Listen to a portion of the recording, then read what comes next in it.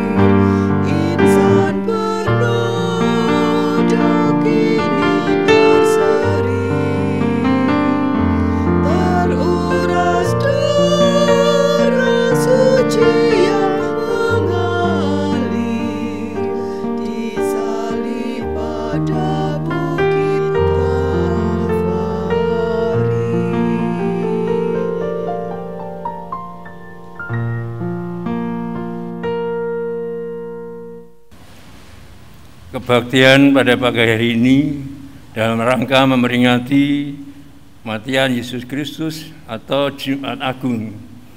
Pertolongan kita ada dalam nama Tuhan yang telah menciptakan langit dan bumi. Turunlah atas saudara anugerah dan sejahtera dari Allah Bapa dan Tuhan Yesus Kristus. Amin. Silakan duduk.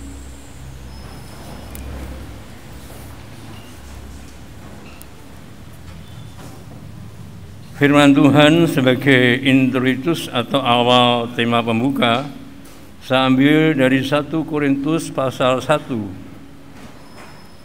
ayat 18.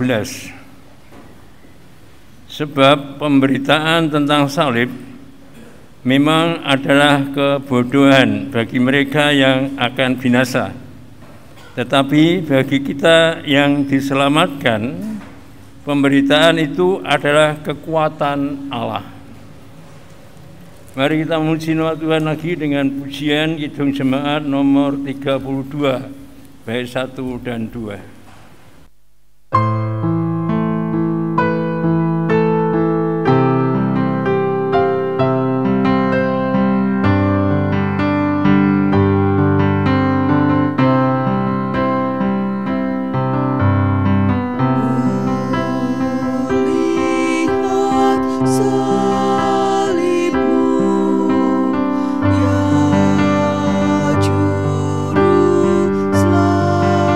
Selamat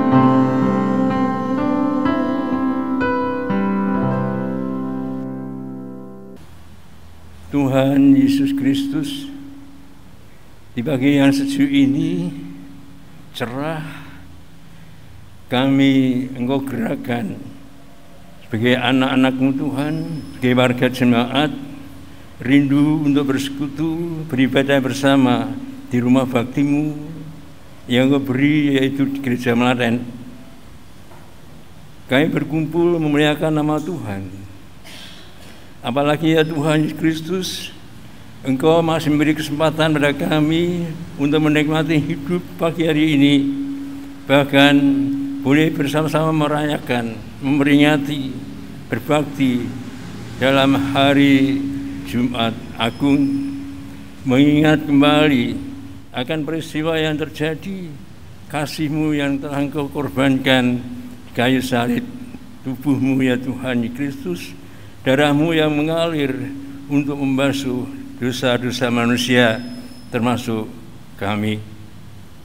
Kami bahagia Tuhan, Engkau mengampuni segala dosa kami, tapi kami juga sadar ya Tuhan, Yesus Kristus masih ada dalam sikap, perilaku, ucapan, angan-angan kami yang telah kami lakukan, yang ada yang tidak sesuai dengan kehendak Tuhan, karena kesombongan, kedegilan, ketidakmampuan kami mengendalikan diri, sehingga kami jatuh dalam dosa. Oleh sebab itu ya Tuhan Yesus, pada kesempatan yang indah ini kami juga mohon pengampunan dari Engkau, karena kami mengaku segala dosa kami. Ya Tuhan Yesus Kristus, kami juga ingin mendengar firman Tuhan. Kiranya berfirmanlah melalui hamba-Mu, dan kami siap untuk mendengar. Tidak cukup itu Tuhan, menghayati kebenaran firman-Mu sebagai api yang memberi semangat di dalam hidup kehidupan kami, di dalam kami beraktivitas. Oh Tuhan Yesus Kristus, Roh Kudus yang memimpin kami sendiri, sehingga kami mengerti apa yang menjadi kehendak-Mu, dan kami melakukan, menjalani apa yang menjadi kehendak-Mu dalam langkah hidup kami, termasuk keluarga kami dan juga jemaat Tuhan. Engkau yang memberkati ya Tuhan Yesus Kristus, anak-anak-Mu yang setia ini, yang beribadah dengan ketulusan kerendahan hati di hadapan-Mu dalam persekutuan ibadah kebaktian Jumat Agung ini. Kami serahkan semua dan semuanya ini dalam kuasa-Mu ya Yesus Kristus. Kami juga berdoa untuk saudara kami yang lain, untuk bangsa kami, untuk semuanya Tuhan. Kiranya Tuhan memberkati dan Tuhan menuntun, jauhkan dari hal-hal yang tidak baik. Manakala ada yang menyimpang, menyeleweng dan sebagainya, Tuhan sendiri yang mengingatkan. Kami percaya Tuhan, Engkau yang penuh kasih, mengasihi semuanya. Dalam Yesus Kristus kami telah berdoa. Amin. Jemaat, masih ada paduan suara dari Serafim dengan tema Atur Panuwun atau puji syukur. Saya persilahkan.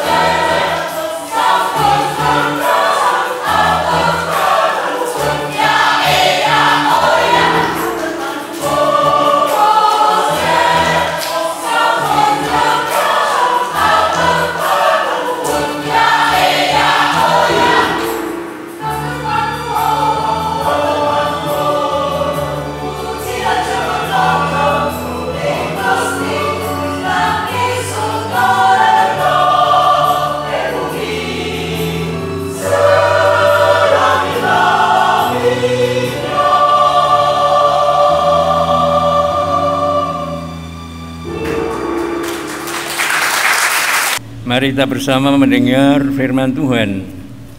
Menurut kesaksian dari kitab Injil Lukas, dalam rangka kita memperingati hari kematian Yesus Kristus atau Jumat Agung. Agak panjang cerita yang terdapat dalam kitab Lukas pasal 23 ayat 33 sampai 49. Ayat masnya ayat 34, 43 dan 46. Ketika mereka sampai di tempat yang bernama Tengkorak, mereka menyalibkan Yesus di situ, dan juga kedua orang penjahat itu, yang seorang di sebelah kanannya dan yang lain di sebelah kirinya. Yesus berkata, "Ya Bapa, ampunilah mereka, sebab mereka tidak tahu apa yang mereka perbuat." Dan mereka membuang undi untuk membagi pakaiannya. Orang banyak berdiri di situ dan melihat semuanya. Pemimpin-pemimpin mengejek dia.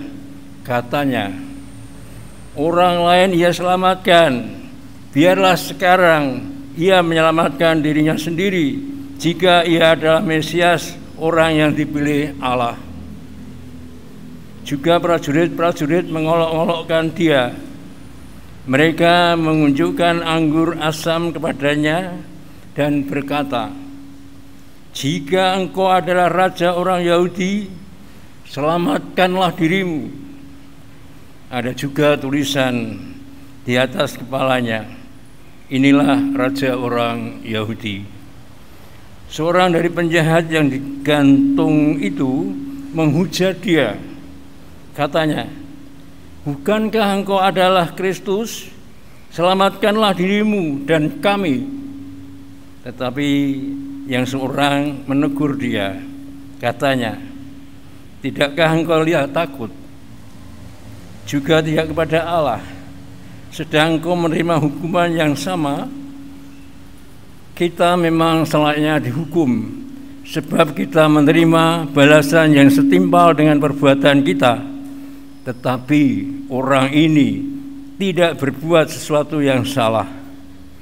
Lalu ia berkata, "Yesus, ingatlah akan aku apabila engkau datang sebagai raja."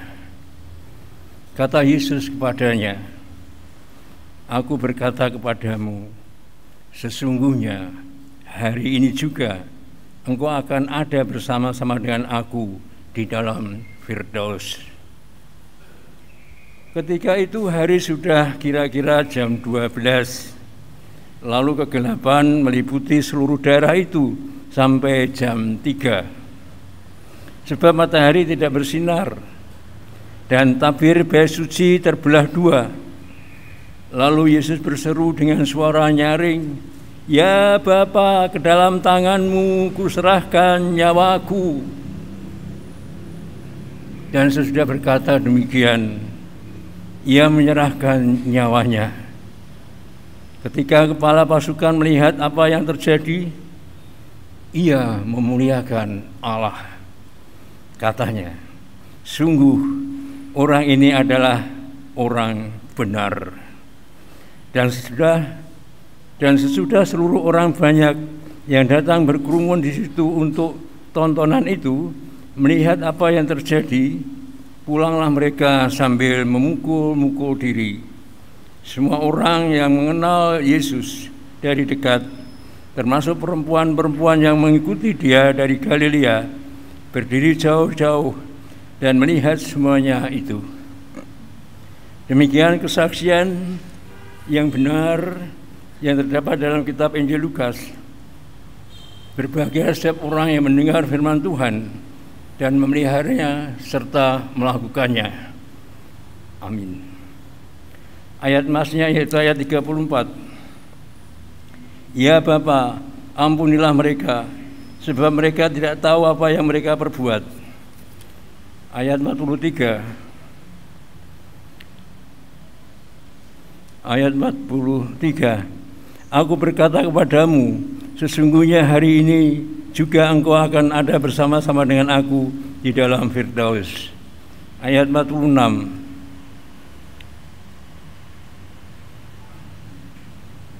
"Ya Bapa." Lalu Yesus berseru dengan suara nyaring, "Ya Bapa, ke dalam tangan-Mu kuserahkan nyawamu." Saudaraku yang kekasih dalam Tuhan Yesus Kristus, aku berpikir, Tuhan, kapan aku mati? Pertanyaan yang terkadang konyol tapi muncul. Saudaraku, kalau saudara ditanya, mengapa Yesus mati?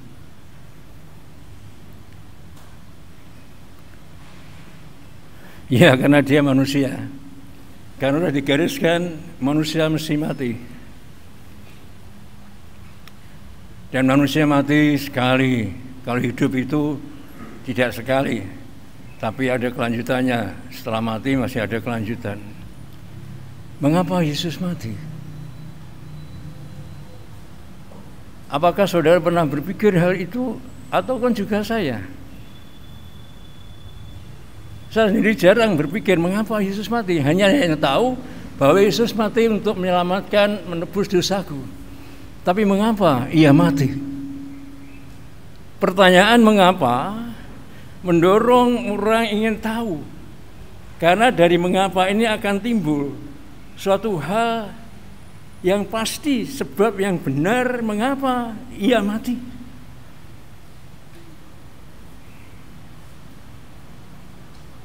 Khotbah sulung Rasul Petrus di dalam Kisah Para Rasul pasal 2. Kisah Para Rasul pasal 2, Kisah Para Rasul pasal 2.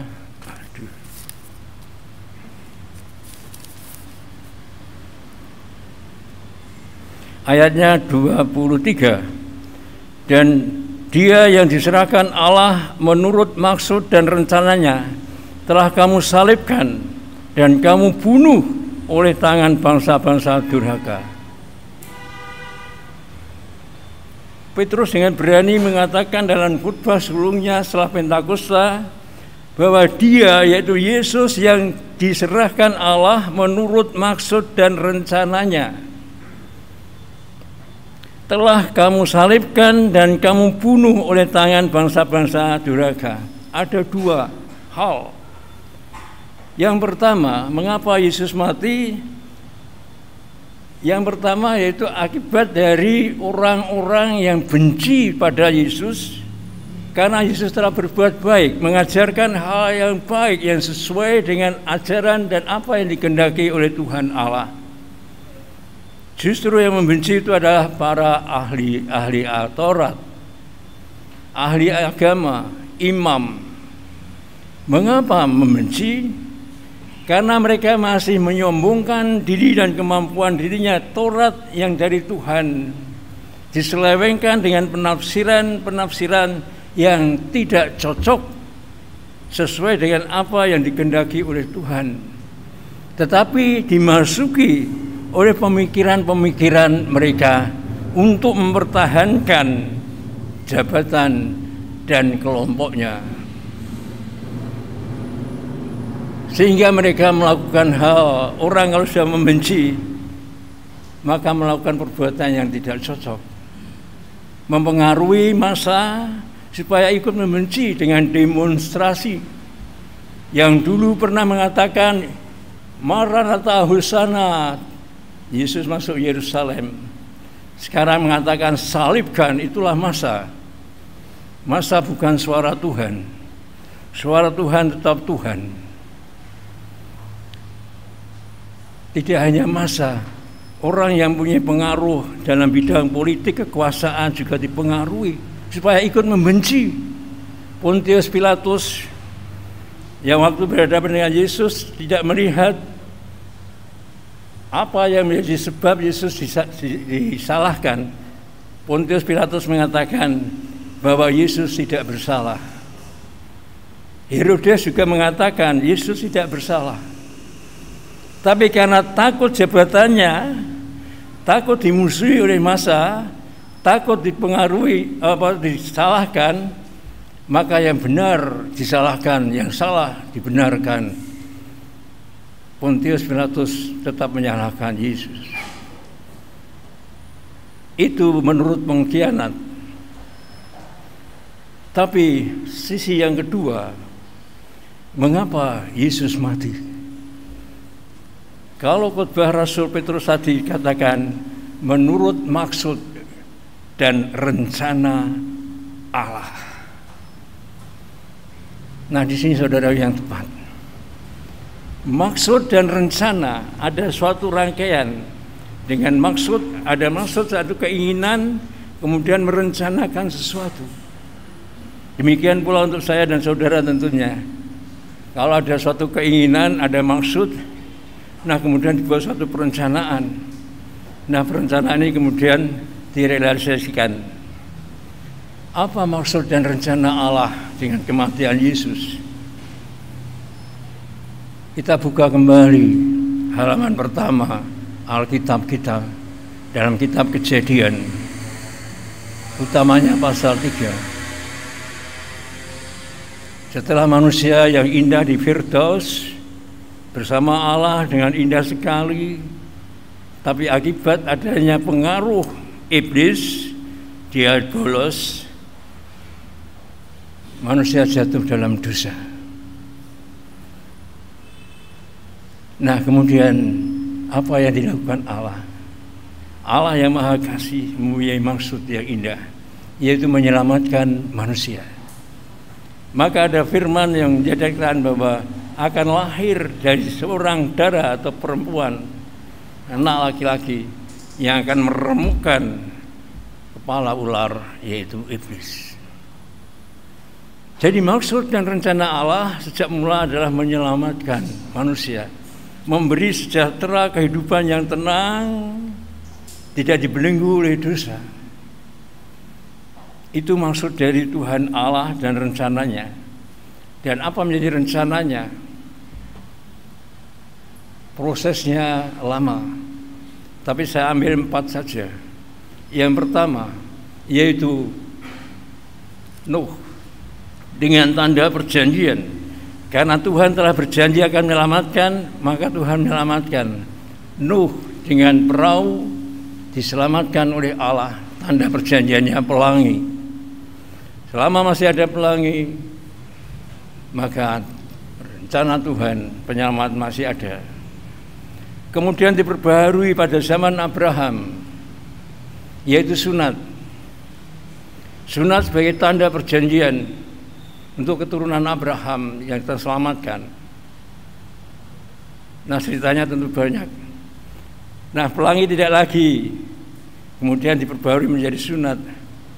Dan zaman Musa diperbaharui lagi oleh Tuhan perjanjiannya pada awal kejadian itu, bahwa Tuhan akan menyelamatkan, yaitu melalui hari Sabat. Di dalam kitab Taurat disebutkan supaya hari Sabat menjadi tanda untuk perjanjian umat dengan Tuhan Allah. Itu yang ketiga pada zaman Musa. Dan yang terakhir pada zaman Yesus Kristus, sunat dan hari Sabat tidak lagi menjadi tanda perjanjian. Tanda perjanjiannya adalah baptis. Baptis itulah yang melambangkan manusia telah diselamatkan melalui pengorbanan Yesus Kristus, dan ia diangkat menjadi anaknya. Jadi sekarang baptis itulah yang menjadi tanda perjanjian Allah. Saudara yang dikasihi oleh Tuhan Yesus, apa yang dilakukan oleh rencana Allah telah diwujudkan dalam diri Yesus Kristus. Nah, saya katakan maksud dan rencana Allah diwujudkan dalam diri Yesus Kristus dengan 3 pokok yang disuarakan Yesus pada waktu ia disalib. Yang pertama yaitu doa syafaat Yesus Kristus di tengah-tengah umat yang memoyoi, mengelek-elek, mengejek-ejek, menista Yesus Kristus. Ia melakukan doa syafaat yang indah sekali. Doa syafaat yang ada yaitu, ya Bapa, ampunilah mereka, sebab mereka tidak tahu apa yang mereka perbuat. Bukan berarti mereka tidak tahu, ada yang tahu, tapi ada yang tidak.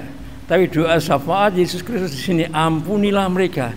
Ini yang pertama kali yang dikehendaki oleh Allah Bapa ketika manusia berdosa, yaitu manusia harus diampuni.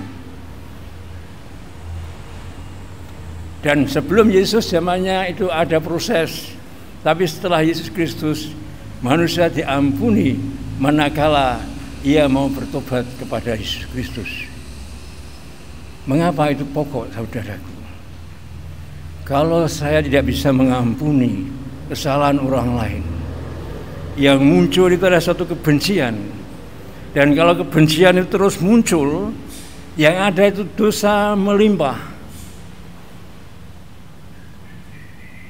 Syukur kalau saudara tidak pernah merasakan itu.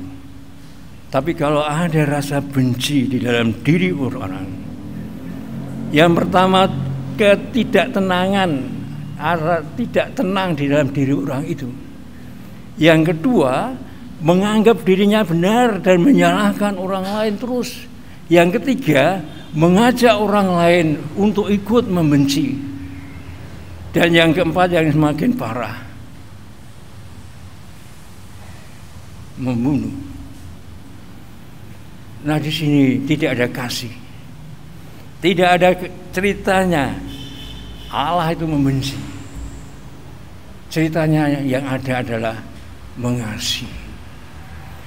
Maka benar apa yang menjadi doa syafaat waktu Yesus di kayu salib. Ya Bapa, ampunilah mereka, sebab mereka tidak tahu apa yang mereka berbuat. Tidak hanya pada mereka yang menonton Yesus, tidak hanya mereka itu, tapi siapapun yang berbuat dosa dan mau minta pengampunan dari Tuhan, maka Tuhan akan memberi pengampunan. Jadi inti yang pertama dalam rangka memperingati kematian Yesus Kristus, mengapa Yesus mati? Karena melaksanakan maksud dan rencana Allah Bapanya, yaitu memberi pengampunan dosa, termasuk aku dan saudara. Nah, dengan pengakuan dosa dan telah diampuni dosa-dosa kita, maka hidup kita adalah hidup yang baru. Saudara hidup yang baru, dan aku pun mendapat hidup yang baru. Nah, apa akibat dari hidup yang baru? Di kayu salib sebelah kiri dan kanan ada penjahat. Mungkin itu penjahat politik yang tidak senang dengan Romawi. Itu kelompok Siloid, termasuk Yudas Iskariot, kelompok Selutes, yaitu orang yang kelompok yang ingin melawan Romawi dan tidak mau melakukan hal yang baik di tengah-tengah kehidupan yang sudah baik. Nah, dua penjahat ini termasuk itu. Yang sebelah satu, yang sebelah kiri itu mengajak Yesus seperti orang-orang dan juga para pemimpin. Hei Yesus, kalau kamu memang Mesias anak Tuhan, selamatkan aku. Turun dari salib. Terkadang aku juga seperti itu, saudaraku. Ya Tuhan, mengapa aku sakit demikian? Kalau Engkau punya kekuatan, kuasa-Mu ya Tuhan, sembuhkan kakiku supaya aku bisa berjalan. Aktivitasku sakit baik. Ya Tuhan, mengapa Engkau diam?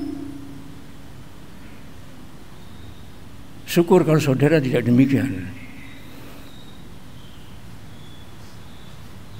Waktu anak mantuku mati,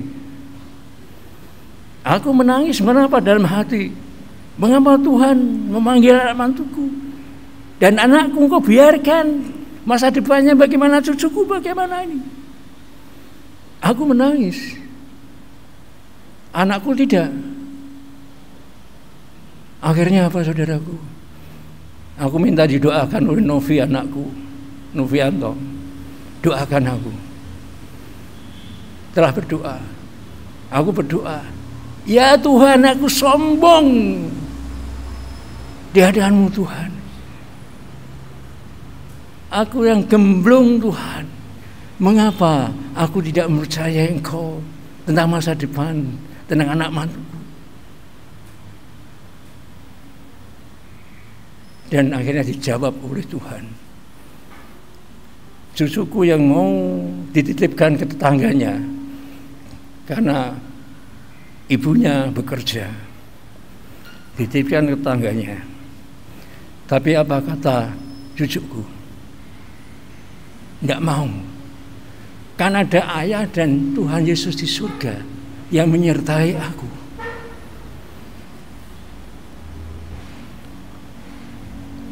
Saudaraku, terkadang aku juga merasakan hal yang demikian.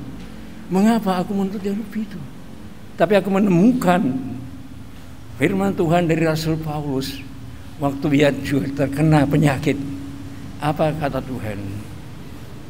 Kasih karuniaku sudah ada, terimalah apa yang ada. Rasul Paulus tidak sembuh sakitnya, tapi ia punya semangat untuk terus berjuang, dan yang imannya teguh. Tuhan menyertai. Aku bertobat, ampuni Tuhan dosaku. Aku berdoa dan lega hatiku. Karena apa? Emosi kesombongan dihancurkan oleh Tuhan. Semakin aku menguatkan diri, semakin aku dilemahkan oleh Tuhan. Dan itu satu kebenaran. Tapi semakin aku lemah di dalam Tuhan, dikuatkan oleh Tuhan. Saudaraku yang dikasihi oleh Tuhan Yesus Kristus, apa kata yang sebelahnya? Hei, kamu itu disalib sudah benar karena kamu salah, seperti aku. Tapi lihat orang itu, ia tidak salah, ia orang benar. Suatu pengakuan yang jujur yang muncul, yang mengaku bahwa dirinya ini salah dan membenarkan apa yang benar. Penjahat ini tahu karena ia juga bergaul dengan masyarakat. Yesus tidak bersalah. Kamu dihukum sudah benar, tapi ini tidak salah kok dihukum ini. Maka apa katanya? Yesus, ingatlah akan aku apabila Engkau datang sebagai Raja. Suatu permohonan yang diawali dengan keberadaannya, pengakuannya, ketidakmampuannya, kesalahannya, dan menatap suatu kebenaran pada mata Yesus Kristus yang disalib. Ya Yesus, ingatlah akan aku. Apa kata Yesus? Aku berkata kepadamu, sesungguhnya hari ini juga engkau akan ada bersama-sama dengan aku di dalam Firdaus.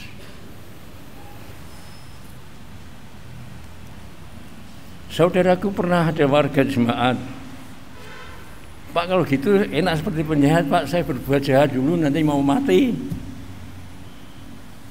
Mohon pengampunan Yesus seperti penjahat itu. Mari kita buat dosa dulu yang banyak. Toh sama saja ukurannya di depan Tuhan, banyak dan sedikit. Menurut saudara bagaimana orang yang demikian?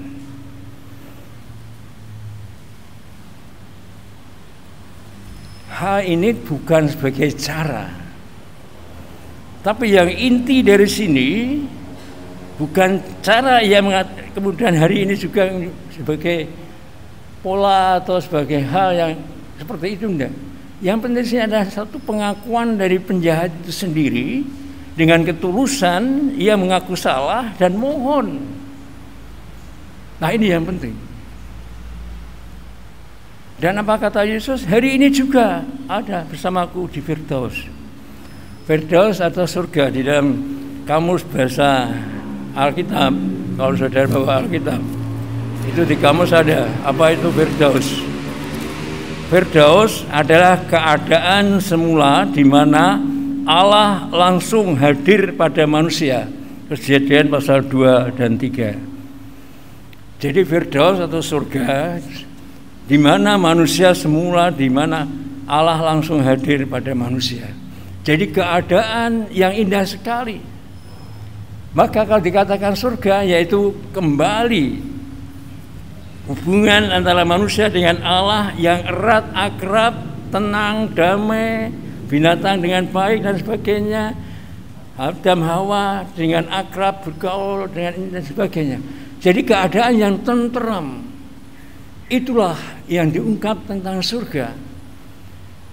Maka dalam tanda petik, surga juga dirasakan di bumi ini.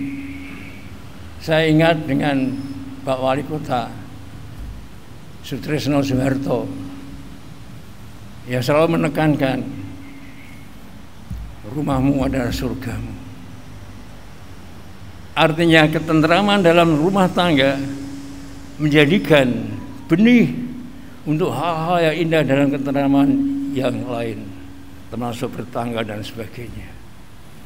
Jadi di sini surga ini adalah pulihnya kembali hubungan yang indah, akrab. Maka Yesus mengatakan, dengan pengakuanmu itu, maka hubunganmu dengan Allah baik.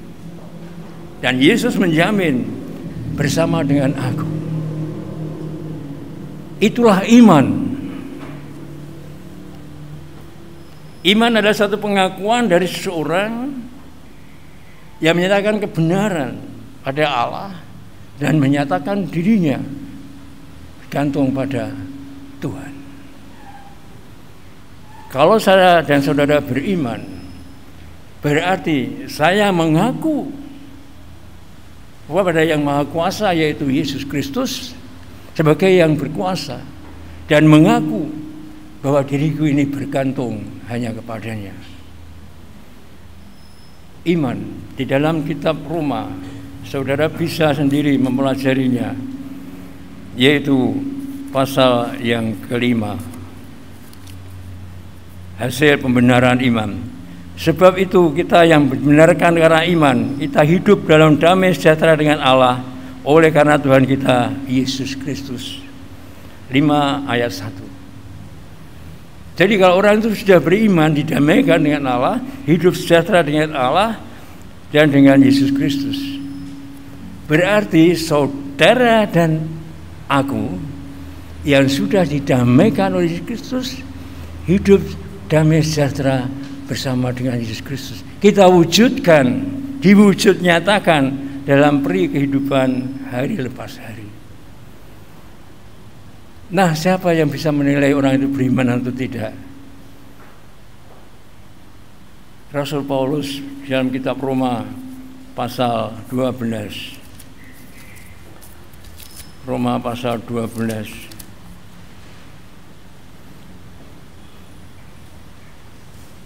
Karena itu saudara-saudara, demi kemurahan Allah aku menasihatkan kamu supaya kamu mempersembahkan tubuhmu sebagai persembahan yang hidup, yang kudus, dan yang berkenan kepada Allah. Jadi kita adalah anak-anak surgawi. Bahagia sekali saudaraku. Ada jaminan dari Yesus Kristus bahwa kita adalah anak-anak surgawi. Dan pada hari ini kita masih diberi kesempatan untuk ikut dalam perjamuan kudus.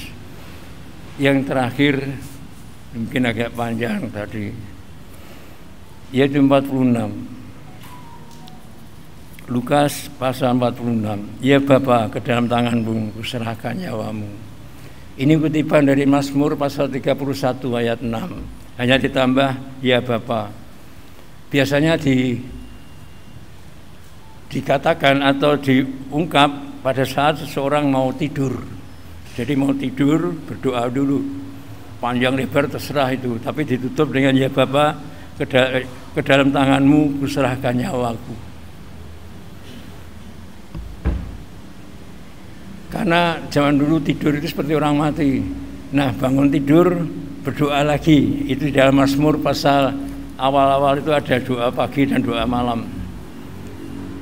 Di sini intinya apa? Ya Bapa, kuserahkan nyawaku kepada tanganmu. Ya Bapa, ke dalam tanganmu kuserahkan nyawaku. Nyawa adalah kehidupan. Orang hidup tentu punya nyawa, dan setelah mati nyawanya kembali kepada Allah Bapa, berarti masih ada hidup. Jadi Yesus menekankan di sini, Ia telah melaksanakan apa yang menjadi maksud dan rencana Allah seperti waktu Ia berdoa di Getsemani. dengan peluh yang penuh darah menetes, "Ya Bapa, bukan kehendakku yang jadi, tapi kehendakmu lah yang jadi." Waktu bergumul di Getsemani, "Kalau boleh ya Bapa, cawan ini lepaskan dari aku, tapi bukan kehendakku yang jadi, kehendakmu lah yang jadi."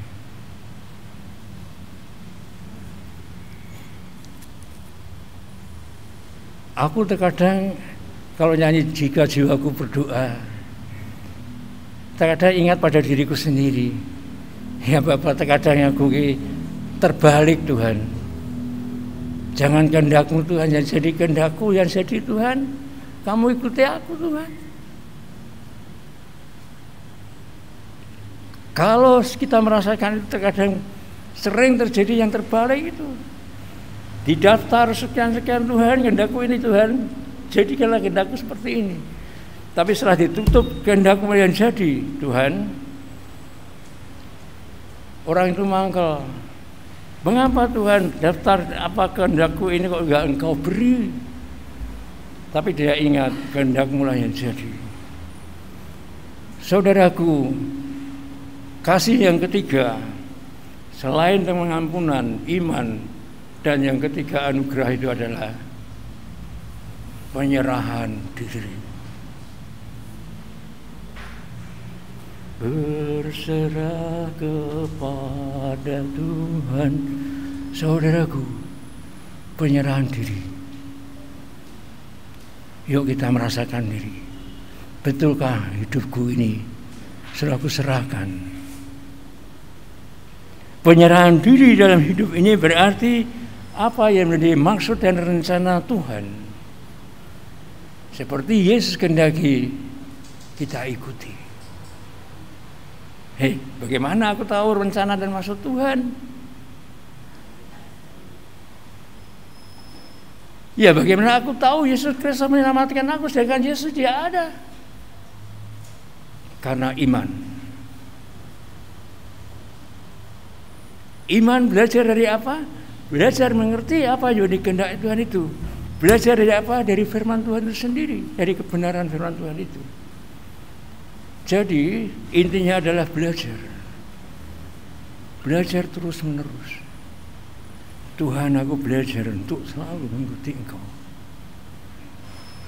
Jangan kehendakku Tuhan, tapi kehendakmu lah yang jadi. 3 pokok ya saudaraku, yang diberikan oleh Tuhan Yesus Kristus untuk bisa, kalau tadi Serapin nyanyi dengan bertepuk tangan, atur panuwun, suatu ungkapan syukur dengan cara-cara yang ada, maka bisa atur panuwun wonten ngasanipun Gusti menawi kula lan panjenengan ingkang sampun dipun paringi sih katerman pangampunan dosa lan kawilujengan, saged ngeterapaken wonten gesang-pagesangan maaf memaafkan. Ingkang kaping kalih, kula lan panjenengan ingkang dipun paringi anugerah iman dening Gusti Yesus Kristus, ingkang kasebat tiyang ingkang beriman, sumangga kula lan panjenengan derek Gusti ngeterapaken minangka tiyang ingkang pitados, boten tiyang ingkang gemblung, boten tiyang ingkang wangkot, nanging tiyang ingkang pitados dumateng Gusti Yesus. 3. Kados dene Gusti Yesus Kristus ingkang ngurbanaken sariranipun kados dene wonten bejana suci, roti ingkang dipun cuwil-cuwil minangka pangorbananipun Gusti Yesus Kristus, lan tuwung anggur ingkang minangka tuwung prajanjianipun Allah, girahipun Gusti Yesus ingkang pun utahaken, ingkang masrahaken sariranipun nyawanipun kangge mitulungi gesangipun manungsa klebet panjenengan lan kula. Sumangga kula lan panjenengan wonten gesang lan pagesangan menika wontenipun namung pasrah dhateng Gusti. Pasrah mboten ateges pasif, ning aktif napa Gusti kawula tansah sinau kersa paduka ingkang kelampahan. Menapa ingkang dados kersa lan rancangan paduka kelampahan wonten gesang kawula. Gusti berkahi. Amin.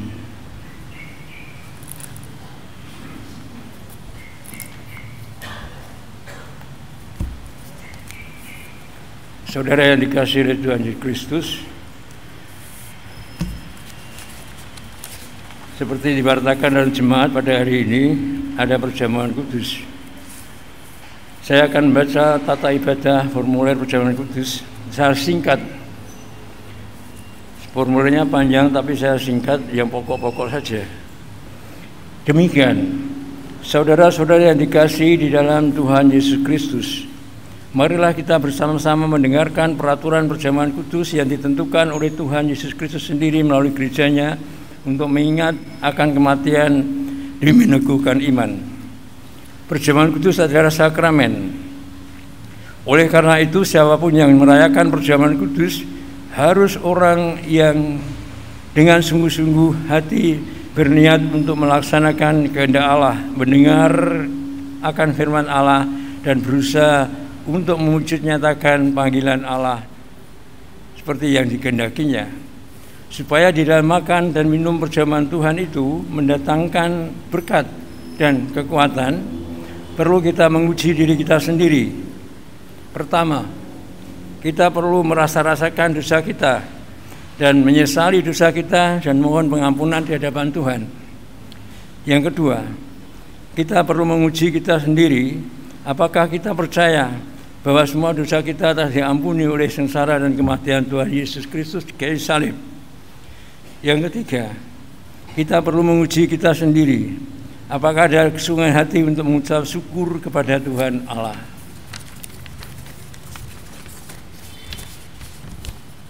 Di dalam kita bersekutu dalam perjamuan kudus itu, kita harus juga mengingat kepada Tuhan Yesus yang demikian. Pertama, supaya kita mengingat akan sengsara dan kematian Tuhan, karena perjamuan kudus adalah gambar serta tanda Tuhan Yesus disalib. Karena dosa kita, Ia menderita sengsara dari lahir hingga matinya. Hukuman bagi kita dipikulnya supaya kita dibebaskan dengan sempurna. Kedua, supaya kita percaya bahwa Tuhan Yesus Kristus dikorbankan karena kita, supaya kita percaya akan hal itu, Tuhan menetapkan perjamuan kudus.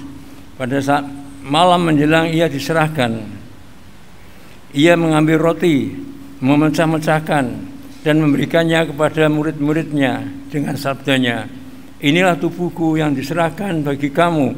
Perbuatlah ini menjadi peringatan akan aku." Kemudian Tuhan mengambil cawan perjanjian dan setelah mengucap syukur, diberikannya kepada murid-murid, "Minumlah kamu semua dari cawan ini, sebab inilah darahku, darah perjanjian yang ditumpahkan bagi banyak orang untuk mengampuni dosa." Sabda Tuhan Yesus Kristus kepada murid itu juga bagi setiap orang percaya hingga sekarang ini. Ketiga, supaya kita mengakui bahwa setiap orang percaya dipersekutukan dengan tubuhnya dan wajib saling kasih mengasihi dan tolong menolong. Kiranya Roh Tuhan Yesus Kristus sendiri hendaknya mengajar pada kita supaya di dalam kita menguji diri kita sendiri-sendiri, selalu mengingat akan kasih Kristus dan menjadikan nama Tuhan dimuliakan dan bagi kekuatan iman kita. Itulah sedikit cuplikan ringkasan dari formulir ibadah liturgi perjamuan kudus. Mari kita berdoa. Mari kita berdoa. Bapa kami yang penuh kasih setia, permohonan kami kiranya Tuhan menguatkan jiwa kami dengan tubuh dan darah Tuhan yang diibaratkan dalam perjamuan kudus ini. Tuhan kiranya mengukuhkan iman kami yang lemah. Kiranya Tuhan menunjukkan semua dosa kami dan kami mohon pengampunan dari Engkau. Dan ajarilah kami agar kami dapat menaruh percaya sepenuhnya kepada Tuhan. Dan ajarilah kami hingga kami dapat mengucap syukur atas semua keadaan kami. Hati kami kiranya Tuhan beri kesukaan dan kepuasan karena pembebasan yang dari Tuhan. Bimbing kami agar supaya kami senantiasa dan terus-menerus tumbuh di dalam kasih karena makanan rohani kami, supaya kami selalu memuliakan Tuhan di sepanjang hidup kami. Bersihkanlah hati kami dari berhala dunia ini, sehingga hanya Tuhan yang hidup dalam hidup kami sebagai juru selamat, raja dan kepala gereja. Dengan demikian kami selalu berbakti dan melakukan kehendak-Mu. Tuhan Yesus Kristus yang dimuliakan sampai selama-lamanya. Amin. Mari kita masuk dalam perjamuan kudus dan mari kita memuji nama Tuhan dari Kidung Jemaat 358 bait 1 dan 2.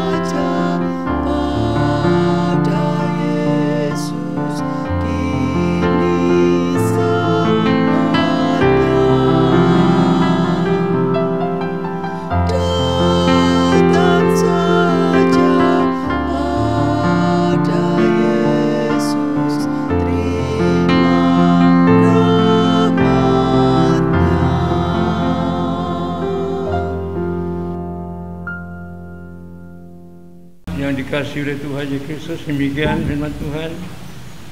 Roti yang dipecah-pecah ini jadilah peringatan bagi kamu bahwa tubuh Yesus Kristus telah diserahkan untuk menebus dosa-dosa kita, dan kita telah diselamatkan bersekutukan dalam tubuhnya yang kekal. Terimalah.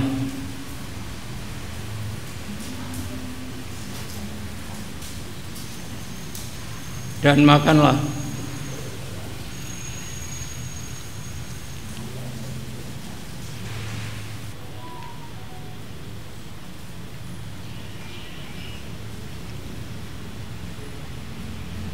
Selanjutnya demikian, inilah cawan perjanjian.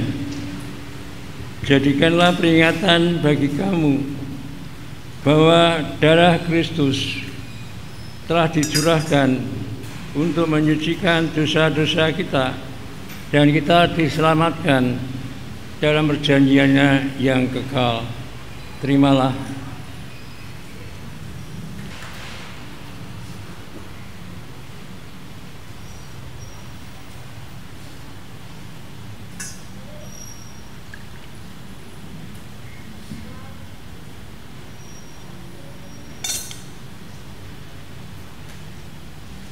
Dan minumlah.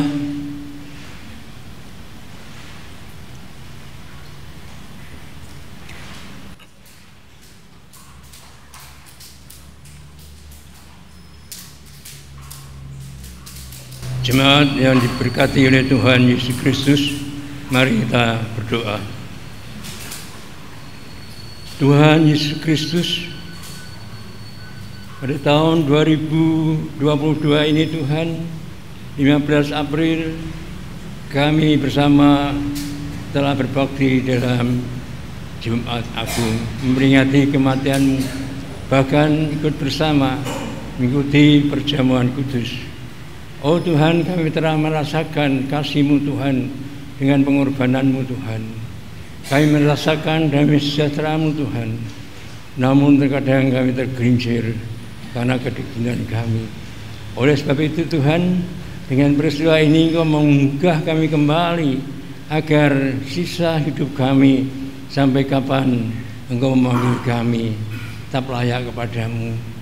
Mengingat kasih-Mu dengan pengorbanan ini Tuhan, kiranya hikmat pengorbanan-Mu juga menjadikan hikmat dalam kehidupan kami, mau berkorban dalam pengertian, mau pasrah dan hidup selaras dengan maksud dan kehendak rencana Tuhan. Kami tidak tahu apa menjadi maksud, kehendak dan rencana-Mu Tuhan. Yang kami tahu ya Tuhan, melalui jalan yang benar dalam Yesus Kristus, maksud dan kehendak rencana-Mu dapat kami ikuti. Oleh sebab itu ya Tuhan Yesus, biarlah sisa hidup kami, aktivitas kami selalu belajar dan belajar mengikuti kehendak Tuhan, baik dalam hidup berumah tangga, dalam berkeluarga, dalam kehidupan bermasyarakat, terlebih dalam kehidupan berjamaah. Apa yang menjadi kasih-Mu di kayu salib, pengampunan, kami wujud nyatakan dalam hidup kehidupan kami. Manakala ada yang bersalah, maafkan. Manakala kami yang bersalah, juga minta maaf. Juga iman yang Kau berikan ya Tuhan, menjadikan tolak ukur kami sebagai orang beriman, yaitu hidup selaras dengan kehendak Tuhan. Dan yang terakhir, penyerahan diri. Itulah ya Tuhan Yesus, agar kami betul-betul menerima apa yang Tuhan beri. Apapun yang Tuhan beri, kami syukuri dengan rasa hormat dan kemuliaan pada Tuhan. Kiranya Tuhan Yesus Kristus memberkati jemaat-Mu. Terpuji nama-Mu Tuhan kekal selama-lamanya. Amin. Silakan mundur dari meja perjamuan. Jemaat, mari kita masuk doa terakhir persembahan. Mari kita berdoa. Tuhan Yesus Kristus, kembali kami menghadap kehadirat-Mu dalam doa bersama. Engkau memberkati jemaat-Mu Tuhan. Biarlah berkat yang dibawa yang diterima oleh jemaat-Mu ini kiranya diterapkan dalam hidup kehidupan hari lepas hari, yaitu senantiasa diberkati oleh Tuhan. Demikian pula berkat Tuhan mencakup juga untuk kegiatan pelayanan di jemaat Tuhan. Kami berdoa untuk jemaat-Mu, warga jemaat-Mu, kiranya di dalam kehidupan, di tengah-tengah kehidupan bermasyarakat, menjadi teladan sebagai orang yang beriman, yang percaya kepada Yesus Kristus, mengeterapkan kasih. Kami berdoa untuk masjid jemaat-Mu yang ada di KJTU Jemaat Semarang 1. Kiranya Tuhan sendiri yang telah memilih dan mengutus untuk melayani dan mengembalakan jemaat Tuhan dengan kemampuan dan keberadaan dan apa yang ada padanya Tuhan. Tuhan memakainya untuk pelayanan di jemaat Tuhan. Tuhan memberi hati yang gembira, yang senang melayani seperti Tuhan Yesus sendiri datang bukan untuk dilayani tapi melayani. Kami berdoa untuk gereja-gereja yang di mana tempat, Tuhan yang memberkati, Tuhan yang melindungi termasuk warga jemaat. Kami berdoa untuk negeri tercinta Indonesia ini, Tuhan yang memberi damai sejahtera, Tuhan yang memberi rasa aman, jauhkan dari hal-hal yang tidak baik. Dan biarlah pemerintahan kami berjalan dengan lurus sesuai dengan apa yang ada, yaitu negara hukum, dasar Undang-Undang Dasar 45 dan juga Pancasila serta Kesatuan Negara Kesatuan Republik Indonesia. Biarpun dalam bermacam-macam suku, tapi yang adalah Bhinneka Tunggal Ika. Tuhan Yesus Kristus, kami berdoa untuk saudara-saudara kami yang prihatin karena bencana alam. Tuhan beri pemimpin dan kekuatan, dan bagi mereka yang melakukan aksi kemanusiaan, Tuhan memberi rasa aman dan aktivitas mereka Tuhan berkati. Tuhan, kami mengaku Tuhan memberkati, maka kami juga akan mempersembahkan bagian dari berkat Tuhan yang kami terima, baik untuk diri kami maupun keluarga kami.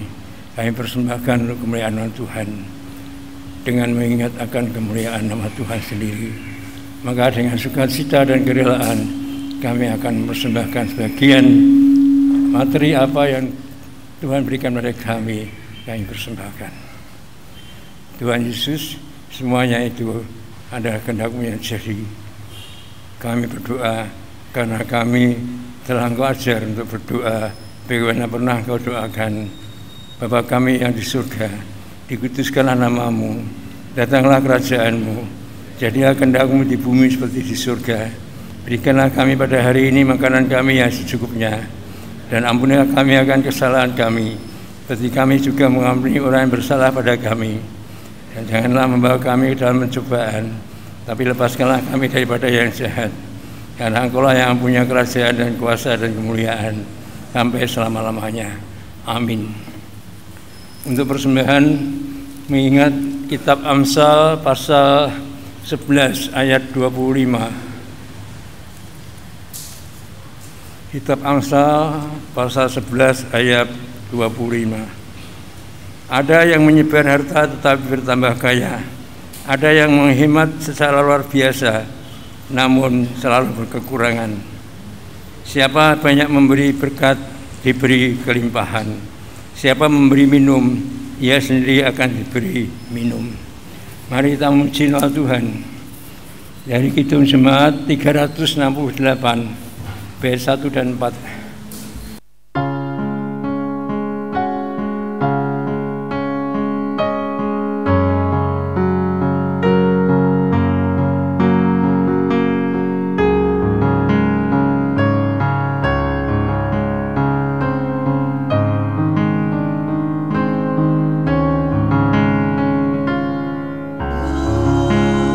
Ada kaki salib